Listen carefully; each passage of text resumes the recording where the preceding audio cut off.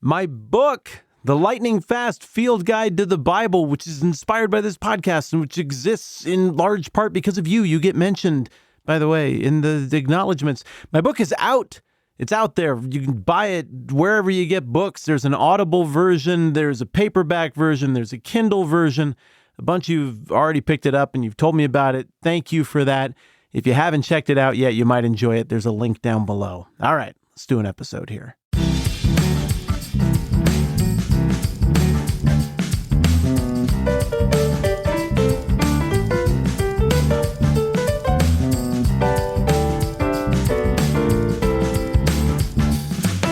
There are a few pejoratives, insults that float around that have to do with religious things, especially with Christianity. I think one of them is like, don't be puritanical. I always think that one's funny because if you really want to get somebody, you want to look real clever and smug at a party. If somebody drops that line, like, don't be so puritanical about things. Be like, name a Puritan for $5 billion. Go. They're not going to know a Puritan. They just said it because it's a phrase that you say. But obviously that religious insult is you're being too uptight about things. You're being too restrictive. Usually there's an element to like being sexually restrictive or something about that. You don't want to be puritanical. Another one is you don't want to be a Pharisee. Quit being Pharisaic. Now, okay, well, that one has more teeth, It's probably a little stronger point because they were the bad guys in the Gospels, and they are definitely the main driving force behind getting Jesus killed. They were at odds with Jesus through the whole thing. But also, man, it's kind of a weird insult when you actually get to know what the Pharisees taught, because you probably agree with about 75% of what they thought, or maybe more, especially if you're a Christian. We started talking about some of that stuff yesterday. We can deduce some of what they believe from the Bible. There's a couple of moments in the Bible where it even comes straight out and it tells us the Pharisees thought this and the Sadducees thought this. But we've got extra biblical sources that tell us all about the Pharisees. And yesterday we talked about how they took a middle-of-the-road balanced view on the questions of free will and determinism. We realized that they believe in resurrection from the dead. That's an important Christian belief. They believe in the spiritual realm, angels and demons, and they believe in religious piety, which, if not taken to weird extremes, can be a really good thing. I think the Pharisaic critique of Judaism in the couple of centuries leading up to the time of Christ was probably like something like this. Hey, Jewish brothers and sisters, you all say that you believe in God, but you don't live like you believe in God. You're sloppy with sacred things. You take secular things and you mingle it into your life. You are only serious about the God stuff when you're around the temple or when it's on the Sabbath. And even then, you don't really take God's commands about that stuff very seriously. You need to take it more seriously. And because they were the party of the people, they knew how to say it in a way that would relate to normal people.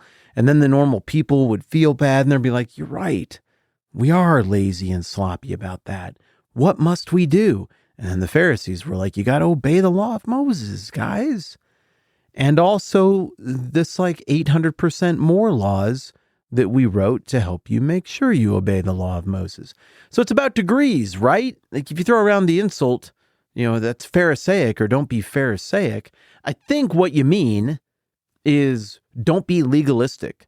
Don't come at the whole thing about Jesus and the gospel and look at it and be like, this is all about my effort and my excellent behavior and my not doing the naughties. Don't make up a whole bunch of rules for yourself that you only actually know the parameters of and then judge everybody else for not living up to your weird, arbitrary, made-up set of rules while patting yourself on the back for how good you are at obeying your own rules that you made up that you didn't even totally tell to anybody. And in doing so, completely miss the point of God and put your faith in yourself and your own behavior. When we say, don't be Pharisaic, I think that is what we're talking about. But there's all this other stuff that the Pharisees thought and taught that I just reeled off and that we talked about yesterday, where you look at it and you go, it's actually kind of a compliment to be told you're acting or believing like a Pharisee like 3/4 of the time. It's actually, Don't be such a Pharisee. Quit believing in the spiritual world. Oh, well, I kind of want to be like the Pharisees on that one. Don't be such a Pharisee. Don't care about personal piety and saying you believe in God and trying to obey his commands. Oh, well, I mean, I kind of want to obey his commands. That one seems actually pretty. Don't be such a Pharisee and say that you believe in the resurrection of the dead. Oh, actually, I think Jesus was raised from the dead. And if there's no resurrection from the dead, I kind of think this whole thing's a joke. I mean, I think that's even in the Bible in here somewhere. So we're getting to know these people, and what we're finding is that they are a complex and interesting bad guy. And because of that, I suppose it makes them all that much scarier. Well, let me give you just a little bit more here from Josephus about who exactly these guys are and see if we can start getting a sense of how they're going to go off the rails and get sideways with Jesus. And really, in light of what we're looking at here, the collision course that we're starting to see take shape is a collision course between two very popular, grassroots, blue-collar, normal people, salt of the earth groups. The followers of Jesus, well, they're normal people. Jesus is kind of other, but he certainly palled around with and lived like the common people. He certainly couldn't be called rich or upper class or uppity or anything. And so the Jesus movement was a very grassroots, populist, of the people movement, that is. And so were the Pharisees. So it's interesting that that's going to be the collision course more than the Sadducees. I mean, they get pretty mad at Jesus toward the end, but the Sadducees they're uppity and they're for the rich. Well, I don't know, Jesus doesn't really run in those circles a whole bunch. So it makes sense that they kind of fly past each other, Jesus and the Sadducees, for a long time. But the Pharisees and Jesus, I mean, as we're getting a sense of the Pharisees here, it looks like they're kind of in the same lane. So it makes sense that the Pharisees would be the more threatened group by Jesus. Book 18 of the Antiquities of the Jews by Josephus. This was written just a few decades after the life, death, and resurrection of Jesus. It gives us more about the Pharisees. I'm going to start in line 11 of book 18. The Jews had for a great while three sects of philosophy peculiar to themselves. The sect of the Essenes, we've talked about them. That's your Qumran settlement, Dead Sea Scrolls, sort of John the Baptist-like people. They were the only group that was doing some sort of ritual washing or baptism at the time of John the Baptist and Jesus. That's an interesting note. Josephus continues, and the sect of the Sadducees, and the third sort of opinions was that of those called Pharisees. Now for the Pharisees, they live meanly and despise delicacies and diet. Okay, interesting. And follow the conduct of reason, and what that prescribes to them as good for them, they do. And they think they ought earnestly to strive to observe reason's dictates for practice. I mean, they almost kind of sound like the Stoics a little bit. And remember, the Stoics would have been people who would have understood that concept of logos that John is using early on in the prologue of the Gospel of John. Okay, let's keep reading here in Josephus. The Pharisees also pay a respect to such as are in years, nor are they so bold as to contradict them in anything they have introduced. And when they determine that all things are done by fate, they do not take away the freedom from men of acting as they think fit, since their notion is that it hath pleased God to make a temperament whereby what he wills is done, but so that the will of men can act virtuously or viciously. Okay, so again, there's that middle road we've talked about that the Pharisees held on the question of free will and determinism. Josephus goes on. The Pharisees also believe that souls have an immortal vigor in them, and that under the earth there will be rewards or punishments according as they have lived virtuously or viciously in this life. And the latter are to be detained in an everlasting prison, but that the former shall have power to revive and live again. I mean, guys, don't be Pharisaic. Well, unless it's on this point, I mean, that's pretty much Christian. That's pretty close right there. Josephus goes on account of which doctrines they are all able greatly to persuade the body of the people. And whatsoever they do about divine worship, prayers, and sacrifices, they perform them according to their direction, insomuch that the cities gave great attestations to them on account of their entire virtuous conduct, both in the actions of their lives and their discourses also. That is a lot of words to say. The masses like the Pharisees, even when the Pharisees are laying out pretty heavy-duty stuff and putting obligations on the masses, and the masses like the Pharisees because they like how they live. and they like their speechcraft. They think they can give a good talk. Josephus goes on. But the doctrine of the Sadducees is this, that souls die with the bodies, nor do they regard the observation of anything besides what the law enjoins them. That's the written law of Moses and nothing else.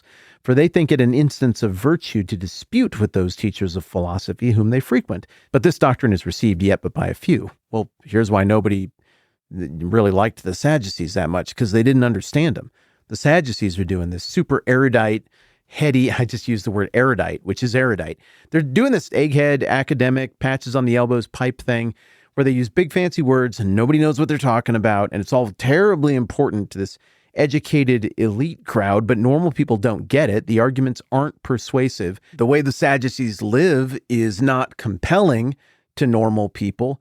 So the impression you get from Josephus is that the Sadducee thing, it's just not connecting with the masses at all. So yeah, no surprise that the Sadducees wouldn't be nearly as much on the radar of the Gospels or of Jesus, because they're just not on the same collision course as the Pharisees, who kind of occupy the same lane as Jesus.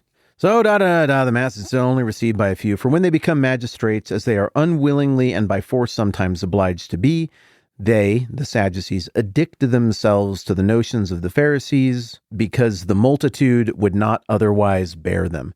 So what he's saying is sometimes Sadducees act like Pharisees when they get conscripted into certain public offices that require them to appeal to the masses.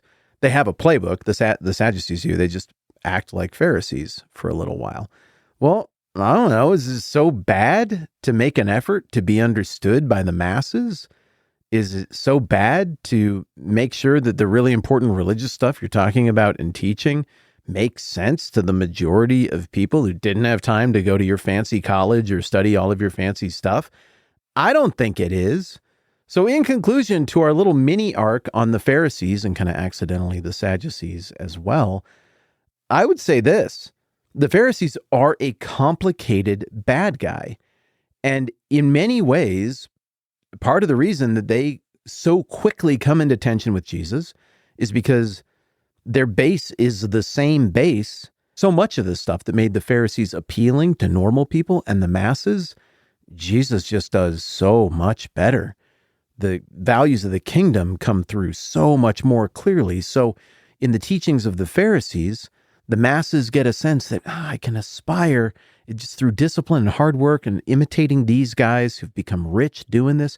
If I imitate their hustle culture and if I repeat all the words from their thought blob, then maybe I can rise to that level of self-justification before God. We can get it right. And if enough of us common people can do it, maybe the nation could rise once again and we'd no longer be a subject people to the Romans, even though the Pharisees were not overtly revolutionary at all.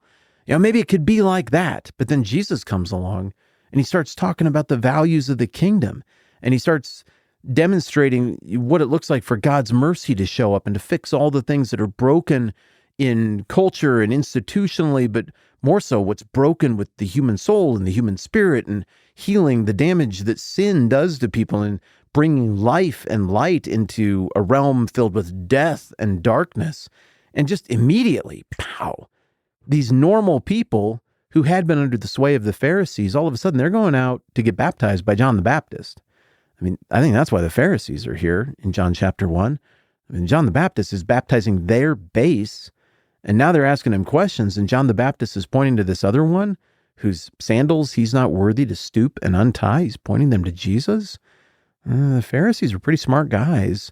They're right about a lot of things. They tick the right boxes, but they're also deeply insecure. And right here in John chapter 1, with just a little bit of background knowledge about who these Pharisees are and how they work and what slot they occupy in society, right here in John chapter 1, we can see the beginnings of the fissure, the sense of threatenedness that is going to pit the Pharisees against Jesus, unnecessarily, by the way. They didn't have to be against him.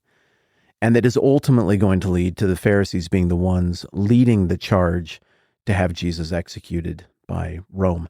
We'll pick back up with the story of John the Baptist and how he's answering the Pharisees and what this baptism stuff is about next time around. I'm Matt. This is the 10-Minute Bible Hour podcast. Let's do this again soon.